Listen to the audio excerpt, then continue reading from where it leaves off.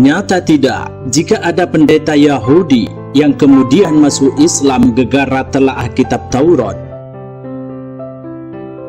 Pada mulanya, perkenalan Husain bin Salam dengan Islam justru berawal dari kepakarannya terhadap Taurat, kitab suci umat Yahudi, di mana kitab-kitab suci terdahulu telah menggambarkan perihal kedatangan Nabi Muhammad SAW sebagai utusan Allah bagi seluruh umat manusia di akhir zaman. Di antaranya adalah Taurat yang diperuntukkan bagi kaum Yahudi. Dalam masa kehidupan Nabi Muhammad, kaum Yahudi tidak lantas menerima risalah Islam. Bahkan tidak jarang musuh umat Islam saat itu berasal dari kalangan Yahudi baik di Makkah maupun Madinah. Namun tidak semua Yahudi memasuki Islam. Salah satunya adalah Husain bin Salam. Sebelum memasuk Islam, Husain bin Salam merupakan seorang kepala pendeta Yahudi di Yathrib atau Madinah. Sebagai seorang tokoh penting, masyarakat Yathrib menghormati Husain bin Salam. Sosok tersebut juga dikenal luas sebagai pribadi yang baik, cerdas, dan jujur. Di kuilnya, Husain banyak menghabiskan hari dengan mendaras dan mempelajari Taurat. Baginya, tidak ada yang lebih bernilai selain waktu. Bahkan, rutinitas kesehariannya dipilih menjadi 3 bagian. Sepertiganya untuk beribadah di kuil, sepertiga lainnya untuk beristirahat dengan cara berkebun, adapun sisanya untuk mengajarkan Taurat kepada umat Yahudi. Sebagai pakar Taurat, Husain bin Salam sangat memahami maksud pencantuman nama Ahmad dalam kitab suci tersebut. Dia begitu mengharapkan kesempatan dapat bertemu langsung dan mengimani risalah sang Nabi akhir zaman itu. Sekali menemukan ayat Taurat yang menggambarkan kedatangan Ahmad, Husain sering merenungkannya dan membacanya berulang kali. Ia telah mempelajari bahwa sosok Ahmad berasal dari kalangan Arab yang kelak akan datang ke Yathrib. Husain semakin giat mempelajari ciri-ciri sosok Nabi bagi sekalian umat manusia itu.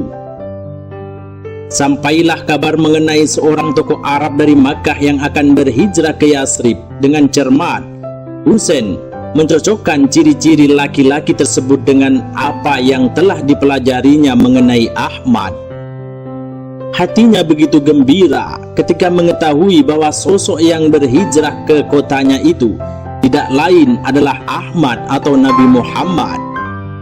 Husain selalu berdoa kepada Allah agar memanjangkan umurnya sehingga dapat berjumpa dengan Rasulullah. Akan tetapi, Husain bin Salam sempat merahasiakan kepada kaumnya keterangan bahwa sosok yang berhijrah itu merupakan pembawa risalah sebagaimana yang telah disebutkan Taurat. Sebab sebagian besar kaum Yahudi di Yathrib tidak senang dengan fakta bahwa Nabi mulia pilihan Allah itu berasal dari bangsa Arab, alih-alih Bani Israel. Bagaimanapun, Husain tetap bertekad untuk mengimani Nabi Muhammad dan risalah yang dibawanya, walaupun kaumnya sendiri menolak. Di hari kedatangan Nabi Muhammad ke Yathrib, Husain bin Salam sedang berada di kebun kurmanya. Sementara itu, di kejauhan, orang-orang Muslim Yathrib sudah berkerumun. Dengan agak cemas dan penuh harap, mereka menanti Nabi Muhammad SAW dan Abu Bakar As-Siddiq memasuki wilayah Yathrib. Meski tidak menggabungkan diri dengan kaum Muslim itu, Husain juga menunggu dengan hati berdebar-debar. Dia bahkan memanjat pohon kurma tertinggi di kebunnya agar bisa melihat bayang-bayang kedua sosok mulia tersebut yang berjalan mendekati Yathrib. Ketika Rasulullah dan Abu Bakar diketahui telah tiba di Kuba, beberapa warga Yathrib menyerukan nama beliau Shallallahu Alaihi Wasallam. Begitu mendengar kabar ini, Husain bin Salam ikut menggemakan takbir. Saat itulah bibi Husain, Khalidah binti Haris melihatnya dan menunggu Husain turun dari pohon. Kamu akan kecewa seandainya saja kamu mendengar kabar kedatangan Musa bin Imran. Kamu tidak akan bisa berbuat apa-apa, kata Khalidah kepada keponakannya itu. Wahai bibiku, demi Allah, dia adalah saudara Musa bin Imran. Dia dibangkitkan dengan membawa agama yang sama, jawab Husain bin Salam. Jadi, benarkah dia sosok Nabi yang sering engkau ceritakan? Tanya sang bibi. Benar, tegas Husain.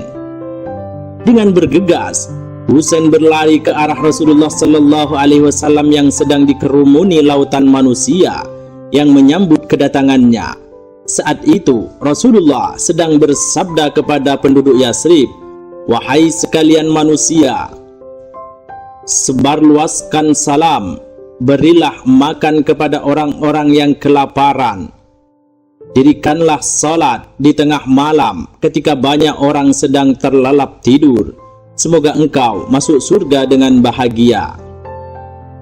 Dari kejauhan, Husain memperhatikan bagaimana rupa sosok yang amat dirindukannya itu. Perlahan, Husain berjalan mendekatinya. Kemudian, Rasulullah menoleh kepadanya dan bertanya, siapa namamu? Husain bin Salam, jawabnya. Lebih baik bila Abdullah bin Salam, sebut Rasulullah. Bagi Husain, nama baru ini merupakan pemberian yang menggembirakan. Sejak saat itu, dia dipanggil sebagai Abdullah. Saya setuju, demi Allah yang mengutus engkau dengan kebenaran. Mulai hari ini, saya tidak memakai nama lain kecuali Abdullah bin Salam, ujarnya.